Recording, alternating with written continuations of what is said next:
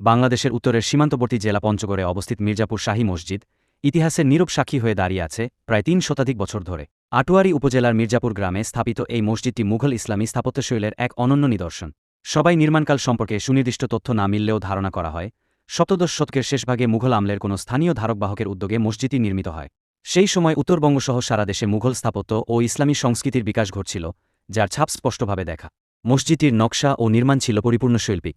আয়তাকার এই স্থাপনাটির সাদাপাথর রঙের দেয়াল, ৩টি সমানুপাতিক গম্বুজ, সামনের ৩ দরজা ও কোনায় ৪টি মিনার, সব মিলিয়ে মুঘল স্থাপত্যের বৈশিষ্ট্য প্রদর্শন করে।